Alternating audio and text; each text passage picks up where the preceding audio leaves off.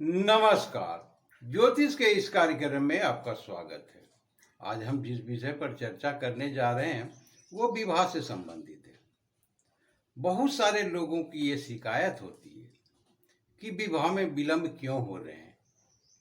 आज हम इसके कारण को समझेंगे कि विवाह में विलंब क्यों होती है। विवाह के बाद संबंध विच्छेद अर्थात विवाह का टूट जाना ऐसा क्यों होता है, इस बारे में भी जानेंगे। और विवाह करने का सही समय क्या होते हैं, इसे भी समझने का प्रयास करते हैं। सर्वप्रथम ये जानने का हम कोशिश करते हैं कि विवाह विलंब से क्यों होते हैं। तो जैसा कि आप जानते हैं कि विवाह का जो भाव होता है जन्म कुंडली में वो सप्तम भाव होते हैं। यदि पुरुष हो तो ये सप्तम भाव विवाह का हो गया अर्थात वधू का। यदि लड़की हो तो पति का हो गया सप्तम भाव। तो इसको हम पूर्णतः समझेंगे। यदि सप्तम भाव के स्वामी जैसे कि मेष लग्न है तो यहाँ सप्तम भाव के स्वामी शुक्र बनते हैं। यदि ये छठे भाव में हो या अष्टम भाव में हो या 12वें भाव में हो तो प्रायः देखा जाता है कि विवाह में विलंब होते हैं। ये तो हो गई पहली स्थिति। दूसरी स्थिति, यदि सप्तम भाव पर शनि की दृष्टि हो तो भी विवाह में विलंब होते हैं। सप्तम भाव के स्वामी जैसे शुक्र हैं तो शुक्र कहीं पर भी बैठे हुए हों और उस पर शनि की, राहु या केतु की दृष्टि पड़ती है और सप्तम भाव में कोई भी पाप ग्रह हो जैसे राहु, केतु,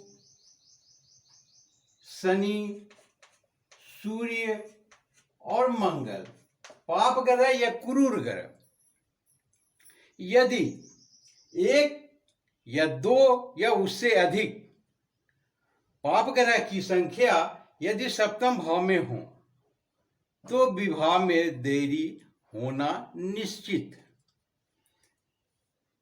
ये दो हो गए। अब हम तीसरे स्थिति को समझते हैं। तीसरा, यदि सप्तम भाव पाप कर्तरी में हो अर्थात छठे भाव में भी पाप ग्रह हो और अष्टम भाव में भी हो और शुभ ग्रह की शक्तियां भी कम हो, जो भी सप्तम भाव में बैठे हैं, चंद्रमा हो, शुक्र हो, गुरु हो, लेकिन इनकी शक्तियां कम हो अर्थात बलवान न हो तो और पाप कर्तरी भी हो तो ऐसी स्थिति में भी शादी में विलंब होते हैं। तो ये था विवाह को लेकर कुछ नियम और भी हैं, तो वीडियो लंबे हो जाएंगे सभी को पता नहीं। मुख्यतः जो देखे जाते हैं या जानकारी में आते हैं तो ये स्थितियां इसी प्रकार की होती है विवाह में विलंब की। अब हम समझते हैं विवाह टूट क्यों जाते हैं। तो विवाह टूटने के कई कारण हैं। उनके जो प्रमुख कारण है वो ये होते हैं कि जब भी आप विवाह करने के लिए उत्सुक होते हैं, आप अपने परिवार में किसी का भी विवाह होने जा रहे हैं, उम्र हो जाते हैं, विवाह करना चाहिए, तो आप इस चीज को नहीं देखते और समझते हैं कि अभी वर्तमान में इस जातक का विवाह होने वाला है, इनकी कौन सी दशा चल रही। तो आप शनि की महादशा में शादी कर बैठते हैं तो ये भी टूटने का है। राहु, केतु या कोई भी पाप ग्रह हो और उसकी अंतर्दशा भी पाप ग्रहों की चलती है, वैसी स्थिति में टूटना निश्चित ही हो जाते हैं। यदि पाप ग्रह के हो तो शुभ ग्रह की अंतर्दशा हो तो उसमें थोड़े कम होते हैं, बिल्कुल भी नहीं कि वो टिकेंगे, वो संभावना बहुत कम होती है टिकने की।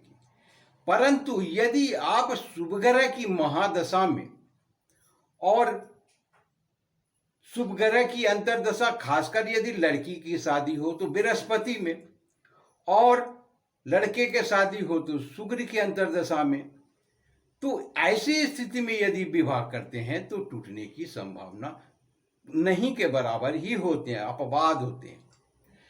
तो विवाह का सही समय क्या है, इनके साथ साथ आप इसे भी समझ लिए कि यदि शुभ ग्रह की दशा में, शुभ ग्रह की अंतर्दशा, खासकर बृहस्पति और शुक्र की अंतर्दशा में विवाह किया जाए तो वो सबसे बेहतर होते हैं। शुभ ग्रह की दूसरा है यदि सप्तमेश की भी यदि वो क्रूर ग्रह हो, पाप ग्रह हो, उससे इसमें कोई भी मतलब नहीं है। सप्तमेश जो भी हो, उनकी अंतर्दशा में यदि गुरु का या शुक्र का आते हैं तो उसमें भी आप कर सकते हैं, वो भी बहुत हद तक ठीक ही रहते हैं। परंतु आपका सप्तमेश कोई भी हो, यदि आप किसी भी शुभ ग्रह की दशा में, गुरु लड़की हो तो गुरु की अंतर्दशा में, या लड़के हो तो शुक्र की अंतर्दशा में करते हैं तो वो सबसे बेहतर माने जाते हैं। तो ये था विवाह से संबंधित कुछ नियम, कुछ जानकारियां। आशा करता हूं ये वीडियो अच्छे लगे होंगे। आपने वीडियो देखा इसके लिए शुक्रिया, धन्यवाद।